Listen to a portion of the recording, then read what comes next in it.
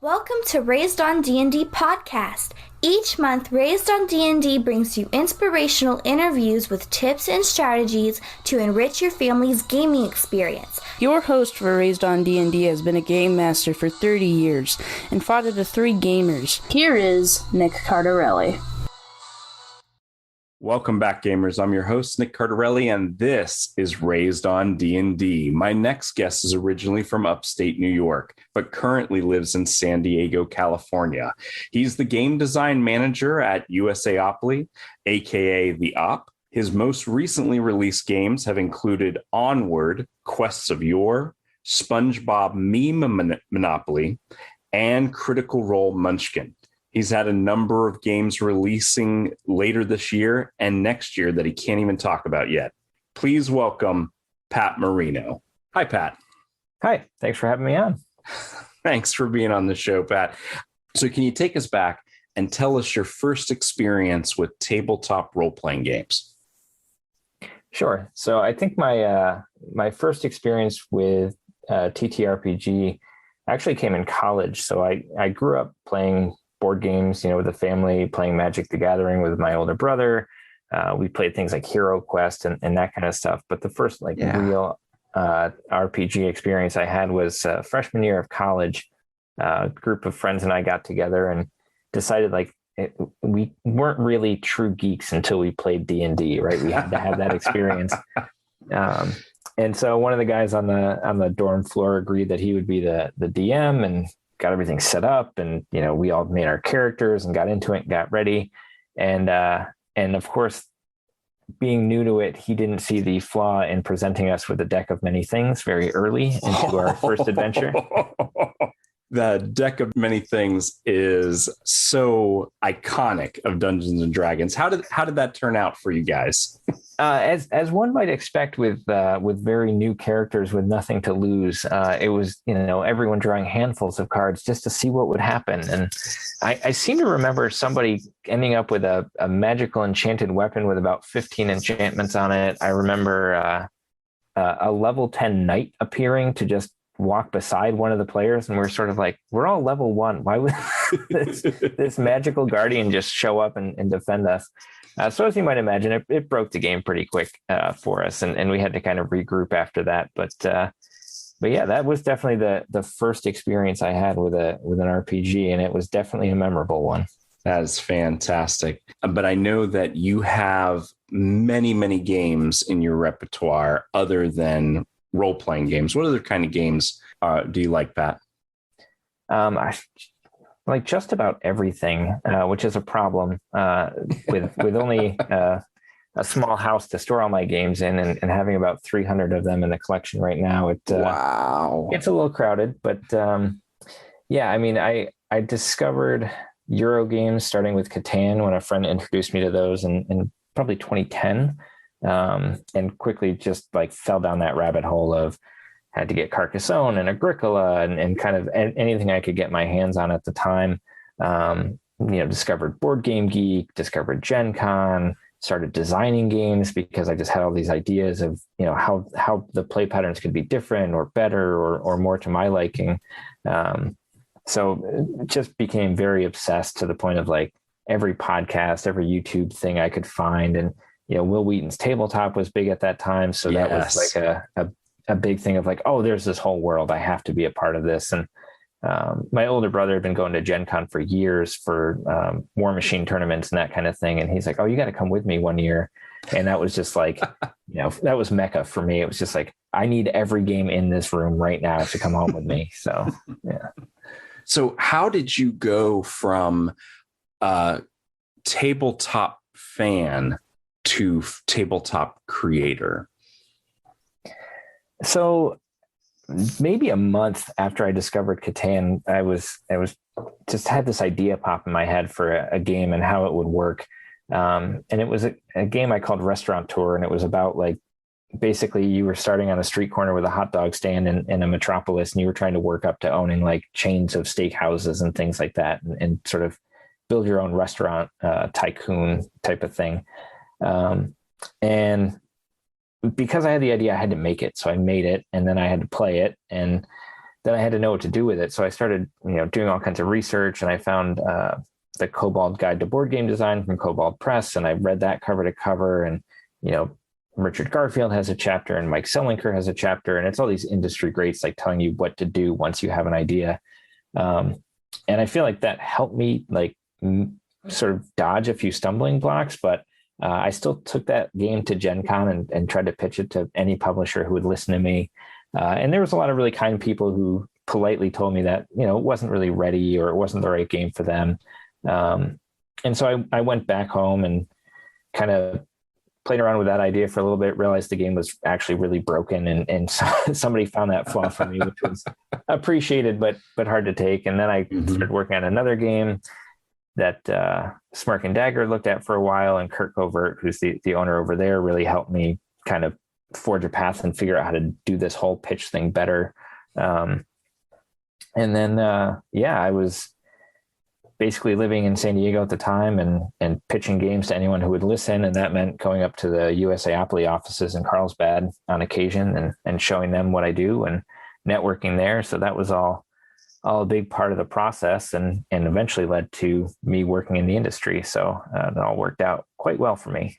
Well, and I know that our listeners are wondering how one becomes the game design manager at somewhere like USAoply. So how did that happen? Yeah, it's one of those things I wonder myself sometimes, is how did that happen? And being in the industry now, I realize more than I did at the time how rare full-time design jobs are.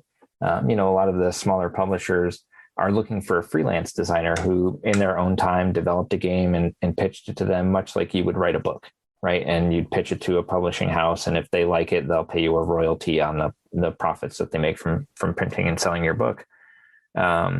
So the way it kind of played out for me, though, was, as I said, I lived in the area, so I was able to go to the offices on occasion and show games to Tony Cerbriani, Cami Mandel, Andrew Wolf, sort of the in-house game team at the time.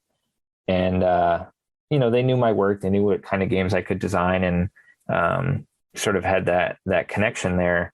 It came up that they had this game that they wanted to do with Sideshow Collectibles, the company that does like really premium, like Marvel sculptures and, Iron Man and all those kinds of things that you can put in your house and show off. They had their own IP called Court of the Dead, and they wanted a board game for it. And the op wanted to make this game. They just didn't have the time to develop the level of game and the complexity of game that really would fit that IP. So they reached out to me and said, would you design this game on contract for us? If we pay you some money, will you, make this happen? And I said, sure, I'll do that. And very quickly went home and read everything I could about Court of the Dead, which I hadn't learned about before. Unfortunately, a lot of it was free, and some of it they had, Sideshow had given the ops some resources and books and stuff that I was able to take home and do that. And while I was ideating on how I was going to do all this, they reached out to me and said, like maybe 2-3 days later, and said, actually, if you want to work here full time, we can make that happen. Wow. Yeah. Oh my goodness. And that was my reaction. I kind of went, really? And you're going to pay me for that? Like, okay. That is like the dream of every gamer who wants to design and write games. That's phenomenal. And it's incredible that you were right place, right time, and all that hard work that you put in, all that groundwork, that they knew, hey, this is the guy that we need right now. And that's fantastic. Everyone is in love with Pixar's Onward. How does this come about? How do you get involved in the project? How do you build the team? Can you walk us through that? Can you tell us how that all came to happen? Sure. I think one of the kind of back end things that's helpful to know is USAoply or the op, like we thrive on and really do well with licensed games, right? And so we've done stuff for Disney and Warner Brothers and everybody under the sun in terms of the properties we have and have partnered with. And so we have a good relationship with Disney and Pixar and have done a number of projects with them. So periodically we get to go to their offices and we'll meet about, what stuff they have coming up, and they'll give us some previews of some things. And sometimes it's really good, sometimes not so much. And what I mean by that is like, you might be in a meeting and they might just spoil the ending of like a major Marvel movie without warning, which, when you have that big moment where everybody in the theater is like, I can't believe that happened. And you're like, oh, right. People didn't know that. Okay. But this was one of those times we were up at the Disney offices, and they were telling us about some upcoming projects, and they had these little screening rooms, like little mini theaters, and they were giving us some preview stuff, and they were telling us about the slate for Pixar coming up for that year. So they told us a little bit about Soul, and then they brought us up to speed on Onward, and they were showing us these like almost animated storyboards with like 2D clip art versions of the characters bouncing around the screen with the dialogue and stuff behind it. And they gave us the overview of what the story was. And it was like, okay, we've got your heartwarming, like Pixar story that you get. But on top of all that, we have a TTRPG as the core sort of spine of the story that holds it all together and sort of outlines the story arc for the characters. And so after they showed us this, they said, what we want to do is take that game that Barley had and that they use in the film, and we want that game to be real. Can you do it? Oh my goodness. Yeah. So there was this like buzz in the room of like, everyone wanted to say yes from the op, but we also were sitting there with this feeling of, we've never done an RPG, and that game looks a lot like an RPG. Like, they'd kind of given us some glimpses of what it looked like on the table. They had like a concept art piece of it. So we're like, well, it looks a little Hero Questy, the way they had it with some doorways and stuff. But we'd seen the books that Barley had, and that was just all TTRPG stuff. And we were like, it's got to be that. So we had this sort of like, what are we going to do? Because we need to do this. We want to do this, but it's not, we know how to do Disney games. We know how to do board games and produce them and sell them and get them into stores. We just didn't know how to do that writing piece. So that was sort of our first challenge, I guess, with it. We have gotten, my family has recently gotten the copy of Quests of Yore. And it's a huge box, and there's tons of stuff in there. There's miniatures, there's cards, there's tokens. And when you're unpacking it, you think at first this is going to be another board game or a kind of a limited RPG board game, but it's not. It's a whole RPG. I mean, you can even make your own characters. You can expand the story. It's incredible. So who was it that you felt you had to pull in for the writing part to make this more tabletop role-playing game and less board game? How did that happen? Well, we knew we needed somebody who knew RPGs, who lived and breathed them, who was a fan first, but also a writer. And it just so happened that we had access to Matthew Ruther. His wife works with us at the op. He's a writer. He loves RPGs. This is sort of his wheelhouse, right? So knowing he was right down the street, could pop by the office whenever we needed, we reached out to him and said, this is the project that we have before us. And we had sort of internally decided at the op, we wanted this game to sort of do what our Hogwarts Battle game did, which is introduce people who love an IP to a style of gaming. So that game starts with, what a hobby gamer would see as very, very light deck building. But by the end of the Hogwarts Battle experience, you're full on playing hobby level complex deck building. And we thought we need to do that for RPG. Like the Onward game needs to maybe start with a few bumpers for people who are, might look at D&D and a stack of books and go, no, that's too much for me. We really wanted this to be something a family who's never played an RPG could play, but that by the end of it, they might be at the point where they're writing their own quest, right? And creating their own characters and creating adversaries and doing all this kind of stuff. So when we met with Matthew, we said, that's what we need.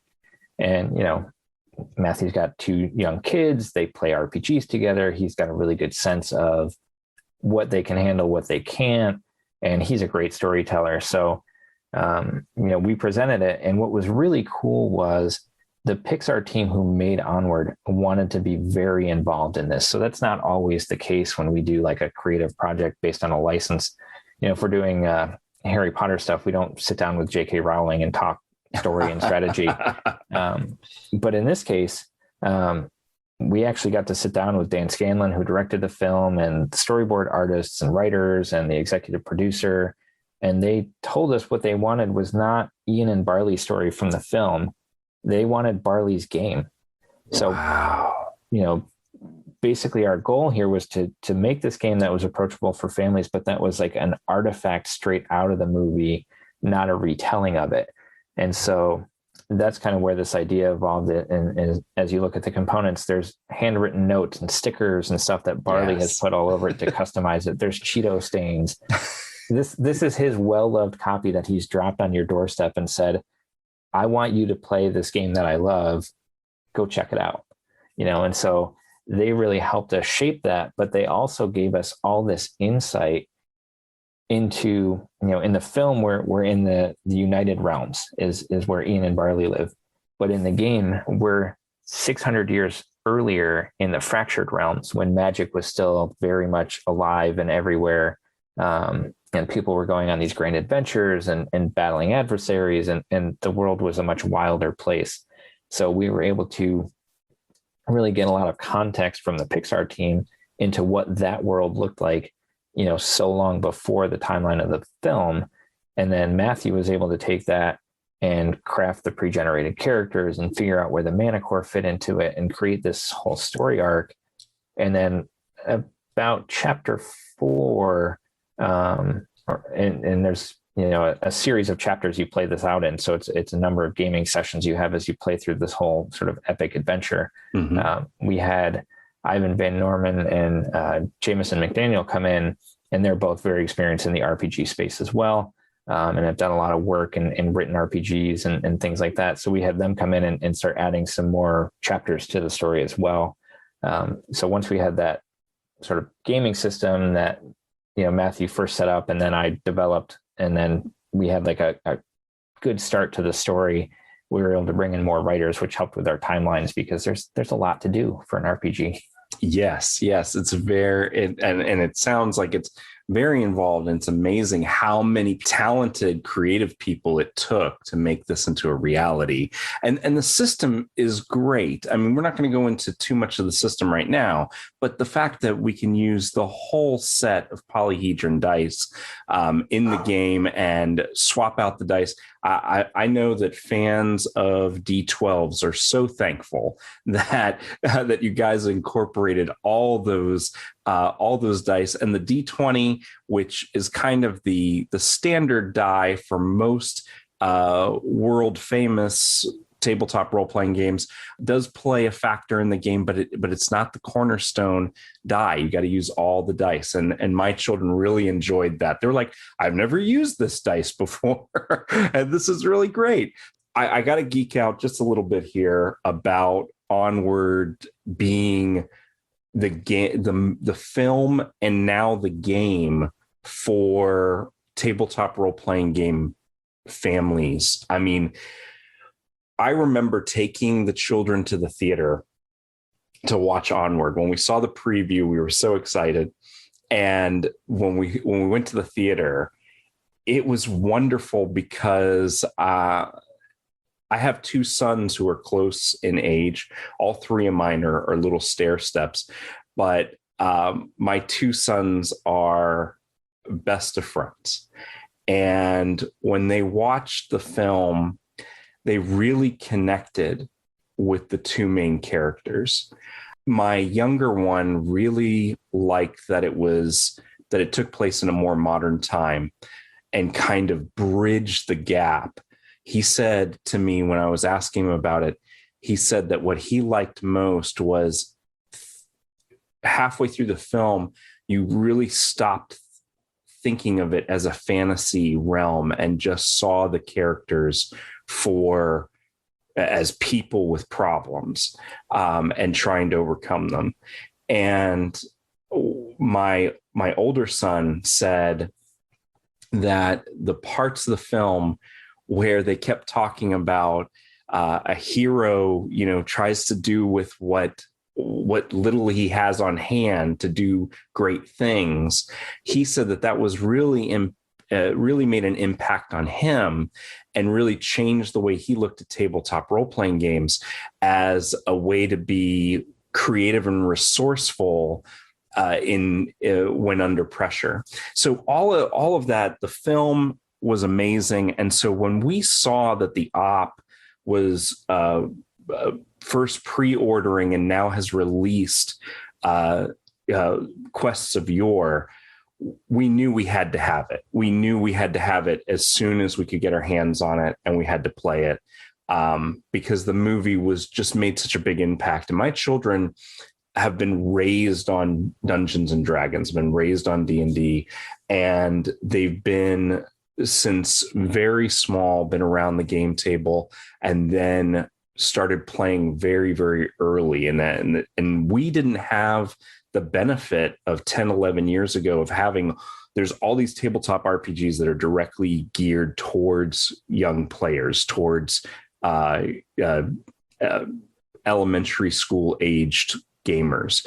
And we didn't have that advantage 11, 12 years ago. So we had to kind of water down Dungeons and Dragons and Pathfinder and things like that. So the fact that Pixar has made this film as a love story to tabletop role-playing games and its fans, and then on top of it, now the op has made, like you were talking about, Pat, a kind of an introduction to tabletop role-playing games that makes it easy for people who have never played before, and is also something that hardcore role-playing game fans can really enjoy with their families, is just incredible. It's such a beautiful contribution to families that game together. And Pat, I can't thank you and your team and the op enough for the hours and hours of family time that my family is going to have because of this game, and millions of families are going to have because of this game. So thank you so much for that. Thank you for sharing all of that. I mean, it's really hitting me hard here because so often we do these games and they go out in the marketplace, and at conventions and stuff we get some feedback usually from some folks, but there's a lot of times where we hope that people are enjoying the games and that they're out there and having a good experience, but we don't always get the stories. So it's always very uplifting to hear that. And this one was definitely a special project for us, and something that, as you said, it was many, many hours, many of them spent proofreading, which was quite a task when you really get into it. But really worth it, for the impact that I'm hoping we have on a lot of families, and, both families like yours that are very experienced with TTRPGs, and hopefully families who maybe were afraid of the genre or didn't even know where to begin or how to approach it, that hopefully we'll pick this up and see the notes from Barley in the margins of the player's guide and realize, the sort of thing we tried to stress is there's not really a wrong way to play, as long as the players are having a good experience and the story keeps moving and fun and interesting ways. If a die roll wasn't resolved quite accurately according to the rules, or something kind of slipped here or there, our feeling on it was that's not really what's important. What's important is the experience you share around the table. Absolutely. And, one of the big things that we mention a lot on this show, and we've heard it from teachers and doctors and parents and game designers over and over and over again, is tabletop role-playing games. They help not just I wouldn't even put it in a box of just young players. I genuinely believe that tabletop role-playing games help people to develop skills, not only of communication, confidence, but it can help them in the real world. And Pat, have you experienced anything like that? Have you seen that tabletop role-playing games do help, whether it's young people or anybody, help them develop skills that help them in real life? Yeah, absolutely. So part of my background prior to games is that I worked in higher education. And while I was on that path in life, I did a PhD in leadership studies. So looking at higher education leadership and everything involved with student development in that realm. And my research, because I am a game person for my dissertation, was looking at the sort of connection between games and resilience, and trying to figure out if there's a way to use different types of games to build resilience. And if so, what type of game is the best for that? So to kind of approach that research, what I did was looked at resiliency across the board for a group of students, and then also asked them a whole bunch of questions about how often they play games, what kind of games they play, and everything from, do you play Candy Crush on your phone? Do you play board games? Do you play Call of Duty? Are you playing RPGs? Like where's kind of your experience? How often do you play? How many hours when each time that you play? Those kinds of things. And kind of put all this data together. And I would say probably not surprisingly for a lot of your listeners, RPGs were the sort of top of the rank as far as the correlation between people who play RPGs had higher resilience. And there's a whole bunch more studies that could be done around this to dive deeper. But one of the things I think is related to that and comes out of that is, in an RPG, you are the character, right? You're speaking as them, you're solving problems as them.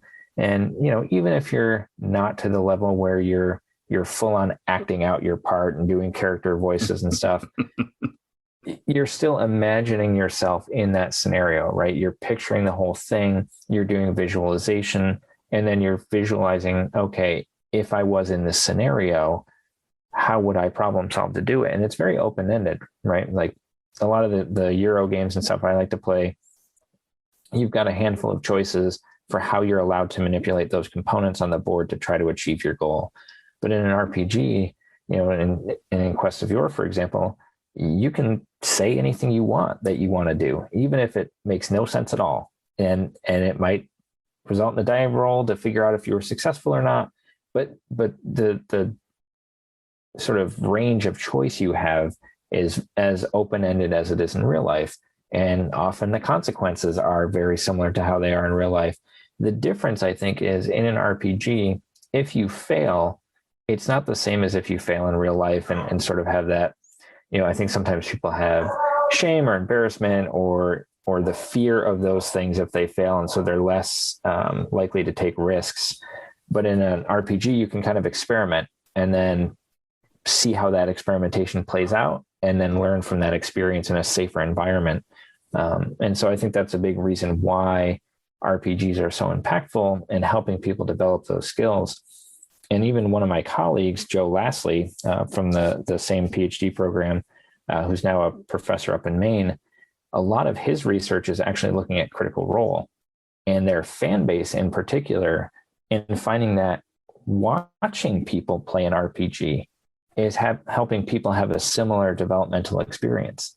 Like watching these experienced players act out the part, encounter challenges, and then problem solve and overcome those challenges as a group is having a really positive impact on people dealing with all kinds of mental health issues and struggles in their own life, that just being a part of this experience and watching others do it can actually have an impact.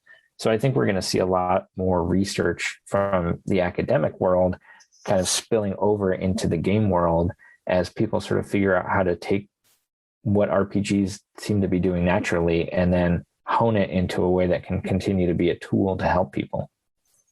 That is wonderful. And I know from personal experience that tabletop role-playing games have helped me. They've helped me develop skills. When I started playing with my children when they were younger, really, it was to do something fun together. But I had no real idea that it was going to impact them in such a way that I would see firsthand their development and excelling in certain areas when it came to communication and leadership and decision making and critical thinking. It was eye-opening. And I'm so glad that you've created a game that's based on a family favorite film that is a really a sonnet to tabletop role-playing games, and now you've created an introduction, a tabletop role-playing game that's wonderful at introducing new players. So a lot of the families who are listening, they are big time tabletop RPG fans. They have been raised on D&D. They're raising people on D&D. But there are quite a few families who listen to the show to be encouraged and inspired to try it with their own family. And I hope they try Quests of Yore. Pat, thanks again for being on the show. Thank you for coming out, and thank you for all your great, amazing games. We can't wait to see what's coming out next year from USAoply, and we can't wait to see what you're going to come out with next. And I hope that everyone who's listening follows the op on Twitter and Instagram and Facebook, and of course goes to raisedondnd.com for all those links. Great. Thanks so much for having me on. It's been a pleasure.